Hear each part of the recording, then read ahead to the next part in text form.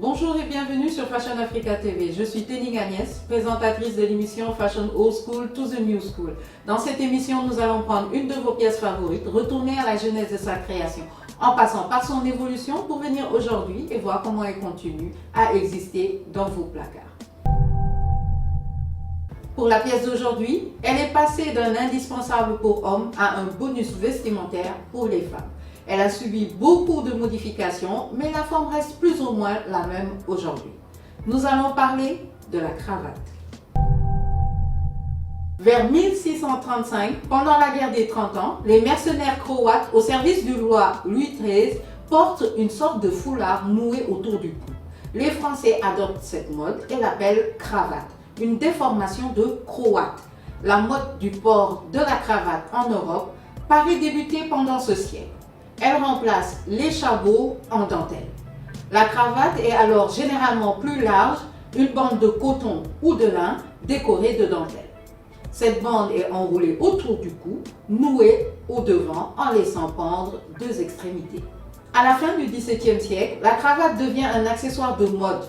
À la cour de Louis XIII, les nobles rivalisent d'élégance dans l'art de nouer la cravate. C'est l'élégant roi Soleil qui va même créer le métier de cravatier. Il était censé ajuster la cravate du roi, mais également les boutons de manchette et les diamants.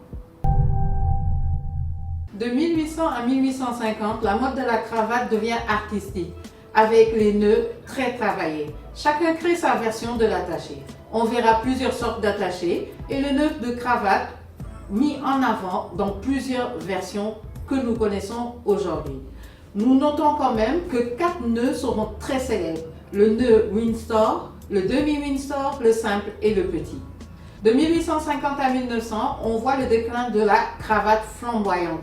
Le nœud devient plus simple et on voit apparaître la lavalière. La cravate perd un peu de son pouvoir, mais reste quand même un indispensable dans le milieu business. En 1920, la naissance de la cravate moderne. C'est l'Américain Jesse Langdorf qui révolutionne la cravate en 1924 en déposant un brevet pour une coupe habillée en 3 parties qui offre une meilleure élasticité et un tombé plus élégant. Ce modèle est encore celui que l'on utilise aujourd'hui. Dans les années 30, des figures comme Winston Churchill continuent à mettre la lavalière. Fred Astaire marque la cravate pour homme, l'élégance même des années 30 aux années 40. Pour la femme, c'est des icônes comme Marianne Dietrich qui vont mettre en avant dans les années 30 et popularisent la cravate chez la femme. De 1950 à 1960, la cravate est très popularisée dans le mode skinny tie. Des figures emblématiques comme Frank Sinatra, Cary Grant ou encore James Bond, interprétés par Sean Connery, imposent la cravate comme un signe de classe et de masculinité. Dans le monde du jazz, elle devient aussi un accessoire des scènes très chic. Toujours dans les années 60, dans les défilés, la cravate devient rapidement un symbole d'androgynie et de pouvoir. Yves Saint Laurent marque son esprit avec le célèbre smoking pour femmes en 1966. Chemise blanche, veste noire et cravate fine. Ce look révolutionne la cravate en rentrant dans une place centrale pour l'expression du pouvoir féminin. En 1970, la mode de la cravate large, souvent colorée et audacieuse est au devant. Dans le cinéma des années 70, James Bond symbolise encore une fois le masculin, le smoking, mettant en avant une cravate très chic.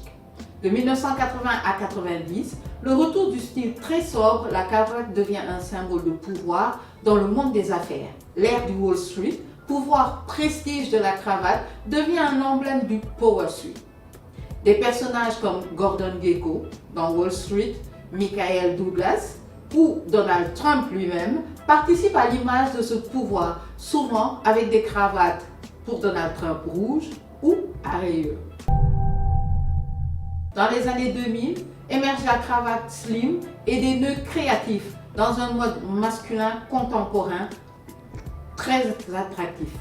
Toujours dans les années 2000, Jean-Paul Gaultier, Karl Lagerfeld ou Vivienne Westwood réinventent la cravate. Plus récemment, des créateurs comme Tom Brown ou encore Alexander McQueen, eux aussi, proposeront leur version de la cravate. La mode Y2K des années 2000 aussi s'inspire du style écolier London, donc propose cette cravate à carreaux et on le voit arriver avec une mini-jupe courte, inspiration des écolières. Bien sûr, Britney Spears et Madonna sont les porte-étendards de cette époque. Des années 2010 à 2020, on voit le retour du dandisme, revisité avec la haute couture. Chez Gucci ou Alessandro Michel, la cravate devient presque un bijou avec des modèles en velours, en perles, brodés ou motifs et est portée dans tous les genres. Bien sûr, l'esprit un peu baroque ironique et la liberté sont des codes à cette époque. Chez Louis Vuitton ou feu Virgil Abloh, lui aussi travaillait la cravate comme un signe identitaire, mais déconstruit, porté sur des hoodies, accessorisé par des baskets et vraiment extra large. On voit la cravate devenir un symbole de l'hybridation entre le luxe et le streetwear. Chez les femmes aussi, l'adaptation de la cravate se fait naître. On voit des femmes comme Cardi B qui vont proposer cette cravate très chic, très simple, avec une robe et un bustier, inspirant ainsi toute une nouvelle génération. Aujourd'hui, elle oscille entre l'accessoire de mode et l'élément de distinction chic et décontracté. Les cravates sont vues sur les podiums des Fashion Week, Prada, Dior Homme et etc., mais aussi du côté des rues. Pour les hommes, les figures portant ce style distinct sont Harry Styles, qui porte une cravate et lavalière dans un style très rétro-moderne, ou Timothée Chalamet, influençant la jeune génération avec un style mêlant décontraction et chic. De 2020 à 2024, la place de la cravate est indispensable. Au niveau du travail et de la décontraction, la cravate perd un tout petit peu de sa popularité dans le quotidien. Le retour du vintage, c'est une montée en flèche de la cravate rétro à motif des années 70. Pour la Gen Z ou la dernière génération, porter la cravate est souvent déconstruite, revisitée, oversize, en soie, avec des motifs punk ou floraux. Pour les grands événements comme les mariages, les galas, le milieu juridique, leur cravate reste, elle, simple. En politique, bien sûr, on continue à voir Trump avec sa fameuse cravate rouge. En 2025, la mode confort, décontractée, la cravate n'est plus un must, mais un statement. Elle est choisie pour affirmer un style, pas pour conformer. Elle apparaît comme sur les podiums pour des références culturelles ou une signature, une provocation visuelle. Dans la haute couture contemporaine, la cravate n'est plus un accessoire d'homme, mais un accessoire de pouvoir, de style et d'identité. Pour exemple, au milieu des femmes, dans le divertissement, on a Gucci, une valeur montante en ce moment. Elle est en train de nous proposer un style très décalé avec cette cravate et des vêtements plus ou moins larges. Pour les hommes, eux aussi, nous avons ce style décalé avec des rappeurs comme Lil Yachty. Dans le milieu de la pop, c'est Billie Eilish qui va encore proposer son style très androgyne. Harry Styles reste toujours là et dans le milieu business, nous avons toujours notre fameux Donald Trump. Comme dans chaque épisode, je vous propose deux cravates. La première est de chez Yves Saint Laurent avec le logo au bout de la cravate. Je le mettrai pour un jour très simple, en mode décalé, avec une petite robe, un peu une inspiration Cardi B. Pour le deuxième, il vient de chez Tommy Hilfiger, à rayures, style BCBG, avec un large costume bien foncé.